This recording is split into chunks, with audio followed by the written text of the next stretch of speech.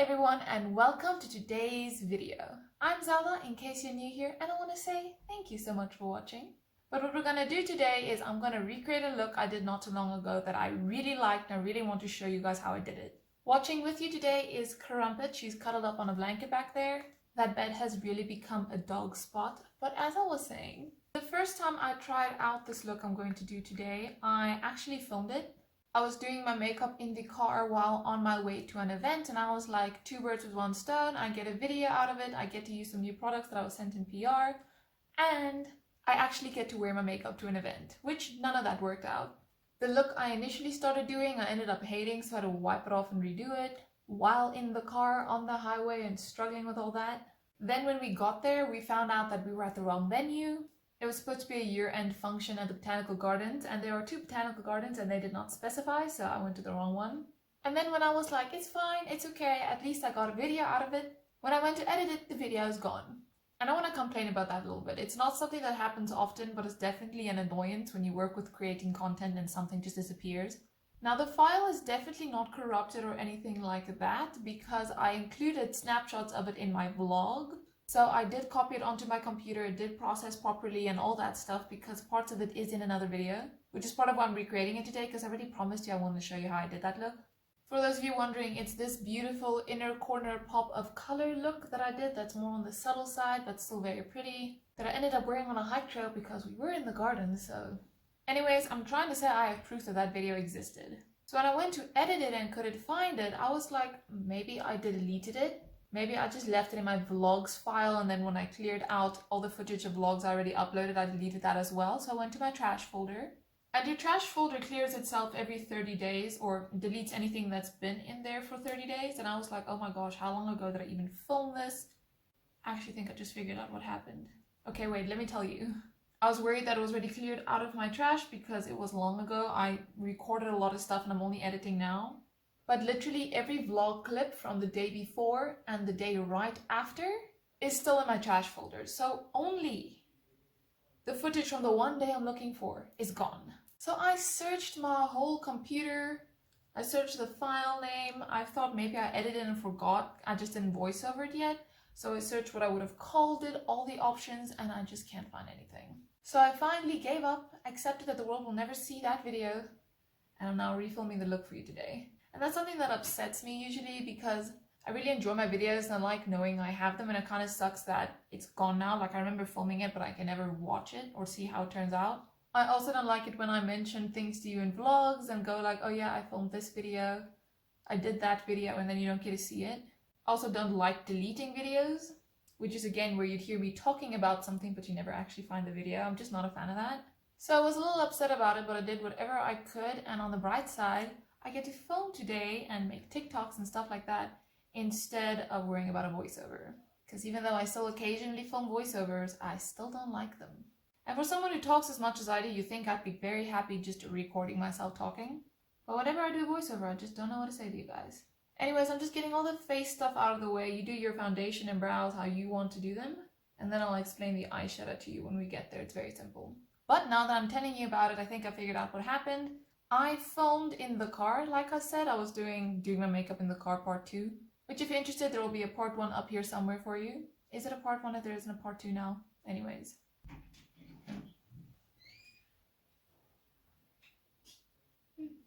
Please. Johnny, do you want in? Come here, kitty. Hi. I love you so much. You're so cute. Get on the bed. Don't move, Crumpy. It's okay. Up. Ridiculous. Good boy.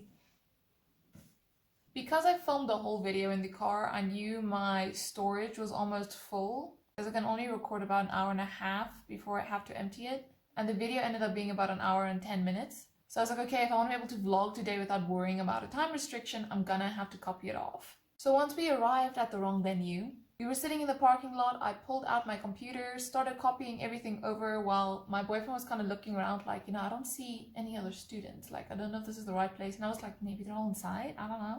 And we were already fashionably late at that point. So I was like, okay, copy over. Come on. We need to go. And because I wanted to save time, I just copied over the big video file. Like, I had 1 or 2 other vlog things from the day before and stuff like that, and I just left it. because the less you copy, the quicker it goes. So I copied it over, and then everything else a day or two later, edited everything, and then I think I moved the video into its own file so that I can edit it later. I must have selected delete instead of move at that point, and then after that went and deleted all the vlog footage once I was done with it. So even though chronologically there's stuff in my deleted folder from before that video and right after that video was in the deleted folder longer than the other stuff, and that's why it was already like cleared from my hard drive when I went to check while the other stuff wasn't.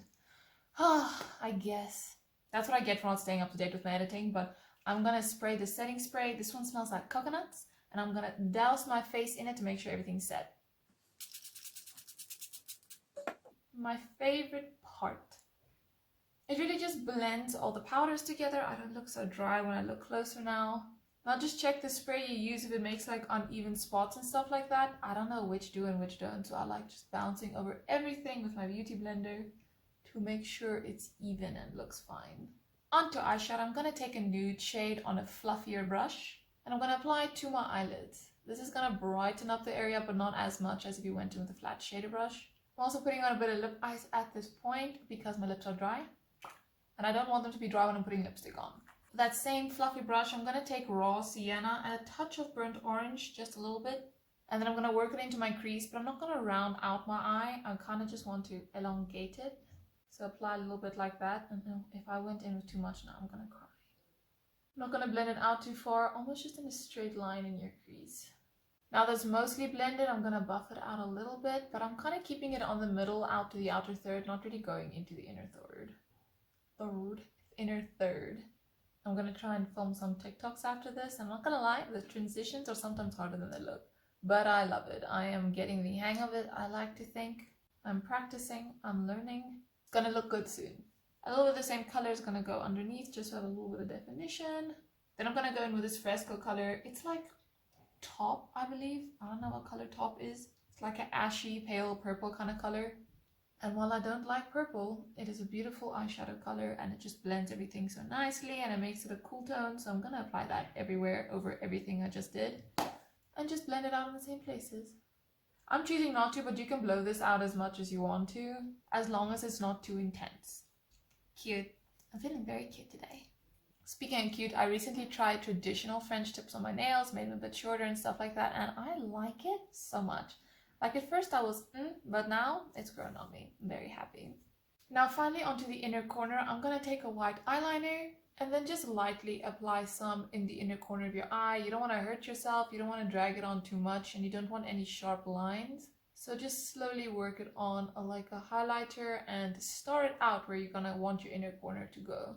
So I start here where I want it to be, and then I just flick it out in all directions, but not under my eye. I don't like anything on the lower lash line that's sparkly. So just up onto the lid and definitely up into the crease, because that's what's going to open your eye up. And you'll see it builds up eventually. Even though it feels like you're not really doing anything, this is a lot brighter than this. Now, of course, you have to make sure we do the same thing in the same size, in the same place on the other side. I feel like my eye socket is more defined on this side because it's easier to hit a ridge. And then that makes it look like a stark line, and I'm trying to avoid that. If you want to, you can just rub over it a little bit just to smooth it out. I have to use my thumbs because they have the shortest nails, so I can actually get in there. Oh, hi. How are you doing? Good, and you? I'm good. What's up? This video's going quick today. Oh, good. Yeah. And now you can choose whatever shimmer you want to apply in the inner corner. I would recommend something light and bright, not something dark like purple, because you want to open up that part. If you have eyes that are very close together, you can actually put a little bit of something dark here and it'll make your eyes balance out a little bit more, but we don't want to do that. I want to make them look bigger, and that's why I'm going to make them brighter in the inner corners. I also recommend that you choose a cool tone color. I feel like that pops a little bit better, and warm tone colors can look a little funny, so prominent around the eye. For example, red.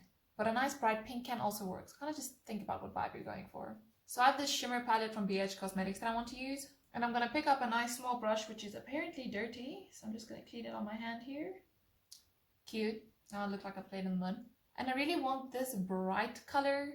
I think it's a type of turquoise. But I found that just applying it on its own didn't pop that much.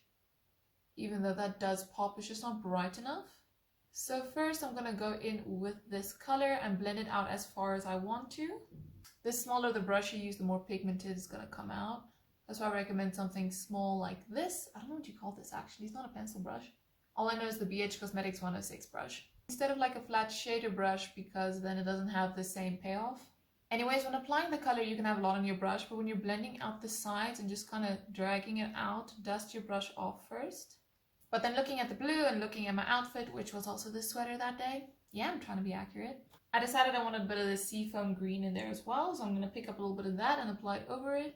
I'm going to brighten it up and give it a little bit of a green hint. You know, when you do both sides at the same time, it's kind of hard to see if it made any difference, but if you do the one and then the other, then you'll like see how applying another color made a difference, even though it's subtle. Then I went in with this Carli Bybel BH Cosmetics palette because I know this white highlighter is potent. So I'm going to pick it up with the same brush and I'm going to apply it over it to brighten it up and to give it more shimmer. You see what I mean? How it's lighter on this side than that side? And how you can see it because I'm only doing one side at a time. Now with the white highlighter, I'm also blending it out by dragging it past the corners, and I'm picking up the other colors while applying the white over the lid and dragging it out. Just make sure you drag it out in a way you like. And now that we're done, which yeah, pretty easy, pretty quick, we can look at the whole thing, and I think I want a little bit more in my crease. So I'm going to pick up a light brown, maybe some mauve, tap it off, and just add a little bit more definition. But again, you don't want to round out your crease. I want a more cat eye type of look, so I'm going to drag it out more. But this part specifically depends on your eye shape and your end goal. Like I said, I want a more cat eye type of look, and that's why I'm doing this. You can do a more dull eye type of look, that's just on my vibe today. You can also pick up that nude again and go onto your lid to make it look like it's intentionally empty. Just be careful to not ruin all your blended edges. Now for eyeliner, I always tightline, which means I go on my upper waterline. And then I go on the outer third of my lower waterline. I'll put some white on the rest of my waterline just to brighten up and open my eye more. Then I'll see you on the other side of the eyeliner. She's big, but that's because we're doing big lashes today too. I think it's really important to have an inner corner wing with this type of look just because it adds some more definition to that sparkle you have going on, but ultimately it's up to you. You can also see why it's important for me to tight line, because then you don't see any color when you're looking up there, and also because my wing hits the edge of my eye. I like to make it look like it continues by putting black in my waterline on the outer third. I can also go under my eye with my eyeliner, but I haven't quite learned how to do that correctly yet, so we don't do that yet. Before the lashes officially go on, I'm going to go in with some mascara. This is the Essence I Love Extreme Crazy Volume Mascara. I like loading my top lashes so you can really see them, especially if I don't wear lashes. But my bottom lashes, a small bit, a really small bit. I do not want them to stand out and make my eyes look too round. But I also can't leave them empty. I remember when I was in grade 9, this friend of my sister, who I was also friendly with, she told me about how to like properly wear mascara. I don't even know what we were getting ready for. But she was telling me about how she only applies mascara on her upper lashes and then it just transfers onto her lower lashes. And I was like, oh, okay, but I remember thinking while putting mascara on my lower lashes that it's something I like doing and it'll be like my unique little makeup signature that I actually apply mascara on my lower lashes. And that was way before I knew anything about YouTube or makeup, but thinking about it now, it's just so ridiculous. Like, there's a whole world of people out there, everyone doing makeup in different ways, and I thought I was gonna stand out for wearing mascara on my lower lashes. These lashes are not cooperating, but I've also had them for over a year now, so like, I guess we can forgive them a little bit. I have a last bit of tea before I put on the lipstick, and I can't have any more. I'm using this LA Girl Matte Flat Pigment Gloss in the color Dreamy to find that Cupid's bow. And of course I need to mix in some nude in the middle. Great little highlight there. And a small dab of coral going on. Now I'm just going to make a slicked back pony because I really like those. Or rather just a high pony because she ain't looking slicked today. But then this is the final result. It is a pretty quick and fun glam alternative if you're low on time, because this did not take me as long as it usually would. Because in terms of eyeshadow, it really pops and stands out without you having to do that much effort. And I really like how simplistic it is because it allows you to bring in color without it looking like too much. Because I feel like this matches with the green I'm wearing and stuff like that. But like I said, this is the final result. Thank you so much for watching. I enjoyed hanging out with you today. I hope you enjoyed this video, and then I look forward to seeing you again next time. Bye-bye. We are in Johannesburg at the National Botanical Gardens for a post-grad end-of-year function. I have a bunch of stuff all happening in this weekend, so luckily we get to be here today, and by we I mean the neighbor and myself.